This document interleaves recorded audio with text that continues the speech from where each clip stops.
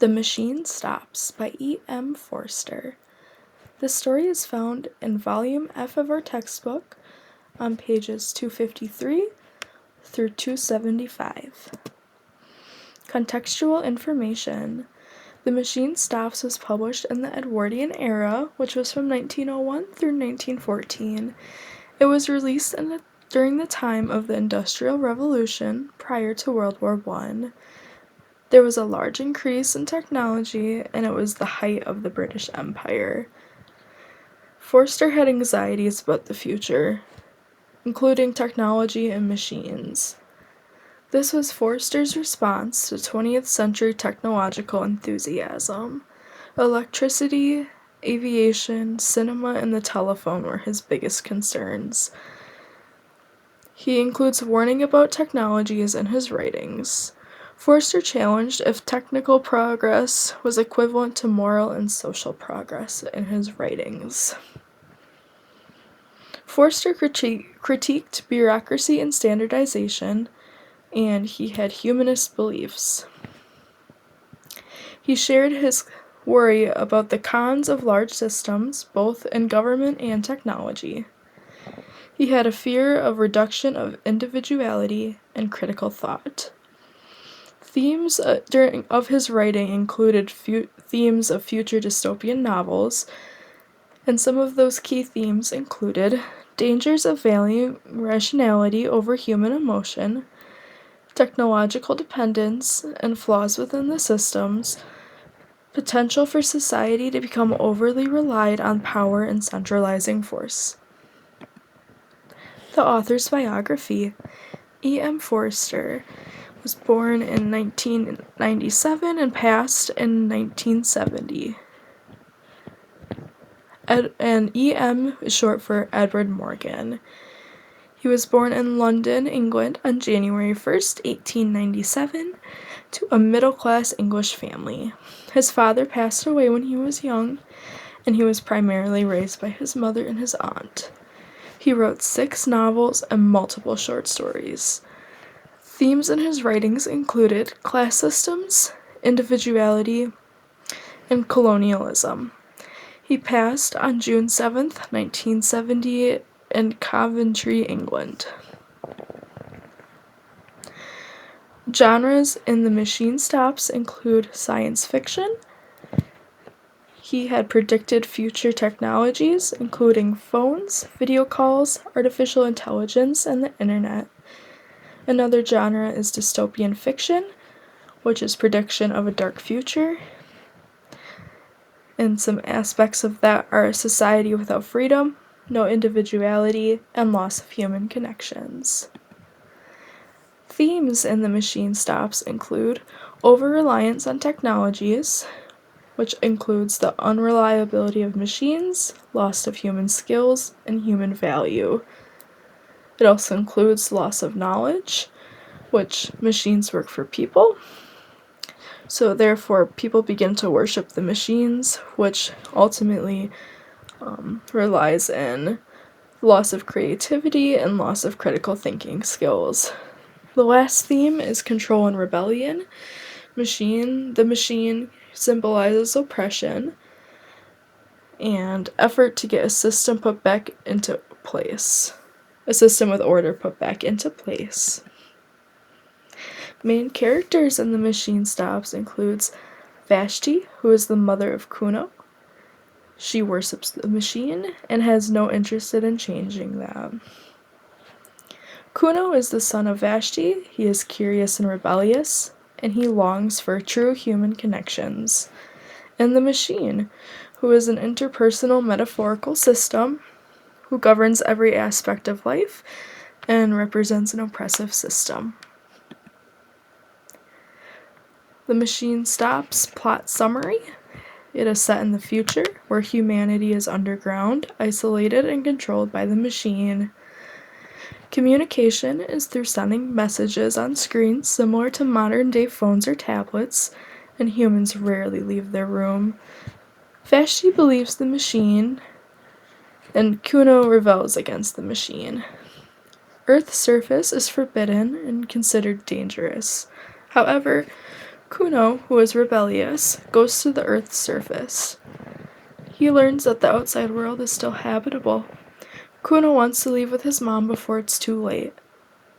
When the machine starts to fail, the loss of knowledge in humanity makes it impossible to repair the machine. Communication fails, the system stops, and unfortunately many perish. Textual takeaways in The Machine Stops. The machine is much, but is not everything. Forster on page 255.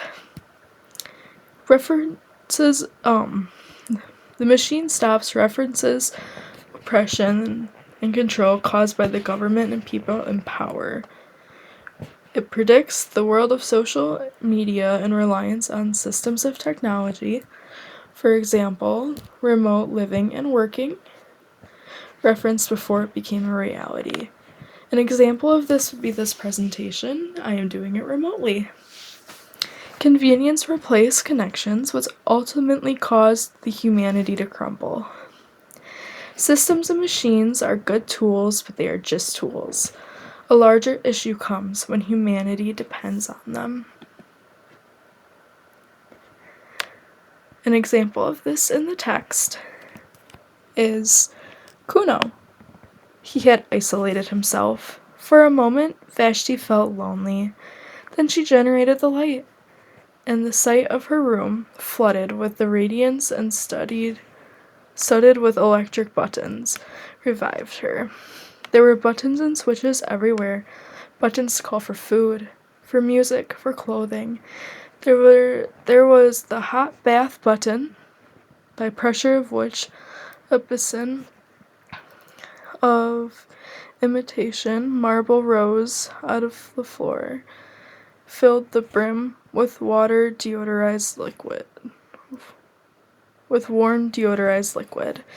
There was a cold bath button. There was a button that produced literature. And there were, of course, the buttons by which she communicated with her friends. The room, though it contained nothing, was in touch with all that she cared for in this world. And this is on page 256.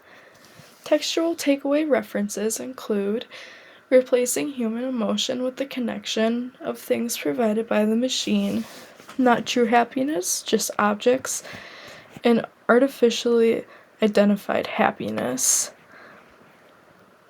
Significance to the plot includes Kuno's loneliness at the beginning, the lack of humanity within the text. His mother is not interested in comforting him when he was upset.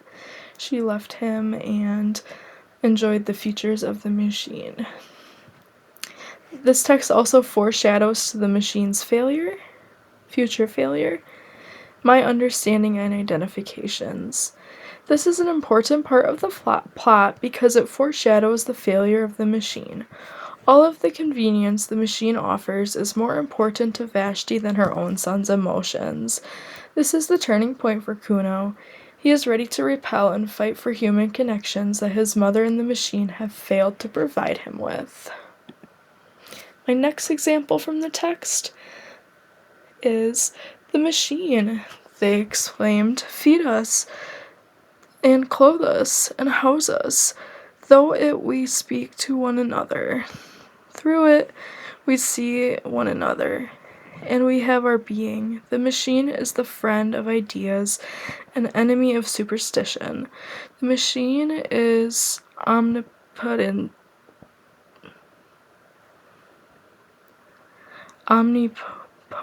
eternal. Blessed is the machine." And before long, the allocation was printed on the first page of the book, and the subsequent editions of the ritual swelled into a compliant system of praise and prayer. The word religion was studiously avoided, in theory that the machine was still the creation and implement of man. Some final themes in this paragraph include the loss of knowledge and critical thinking, the manipulative language, and concealing the truth. They no longer understand or have any control of the machine. Some textual takeaways include reliance on the machine or the system. No technology or machine is always reliable. Machines and technology are good tools, but they are just tools, not a godly figure. My understanding in modern references. This is a great example of worshiping modern technology and machines is not a good idea. It brings up the question of, are we using technology to our advantage, or is technology using us for its advantage? And connections between two stories. So I chose The Garden Party because they share common metaphors and similarities. The machine is equivalent to the government, and Laura, who grew up wealthy and sheltered. Kuna, wanting human connections, and Laura grew as a character. She gained compassion and empathy. And then the connection. Both stories share young characters who do not agree with the systems they were raised in. They learn to care for humanity and share compassion and empathy. Neither get that approval from their mothers, who agree with the system and the social classes they were raised in. Both choose to rebel, to do what's best for humanity, and not to fall into the system their mothers had before them. Thank you for listening.